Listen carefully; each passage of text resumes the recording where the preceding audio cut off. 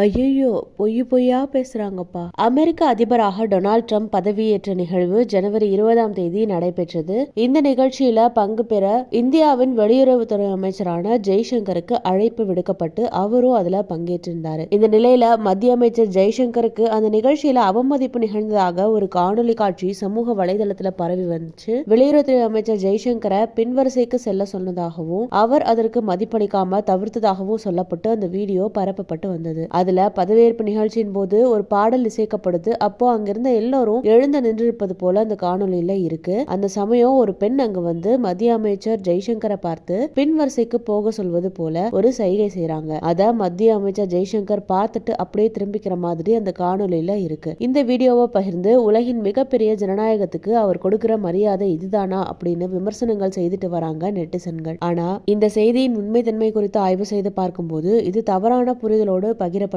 தெரிஞ்சது. அதாவது மத்திய அமைச்சர் ஜெய்சங்கருக்கு பக்கத்துல ஒரு பெண் புகைப்பட கலைஞர் உட்கார்ந்து மேடையில இருக்கிற டொனால்ட் ட்ரம்பை புகைப்படம் எடுக்க முயற்சித்திருக்காங்க. அப்போ அந்த பெண் புகைப்பட கலைஞரை கூப்பிட்டு அவங்கள அங்கிருந்து பின்னாடி போகுமாறு சொல்லியிருக்காங்க அந்த காணொலியில காணப்படுற பெண். ஆனா அந்த பெண் புகைப்பட கலைஞர் இதை கண்டுக்காம மீண்டும் புகைப்படம் எடுக்க ஆரம்பிச்சிருக்காங்க.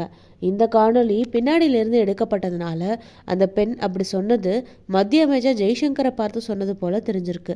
எனவே இந்த செய்தி தவறான புரிதலோடு காணொலியாக பகிரப்பட்டிருப்பது இந்தியா டுடே நாளிதழ் நடத்திய உண்மை கண்டறியும் சோதனையில உறுதியாகியிருக்கு.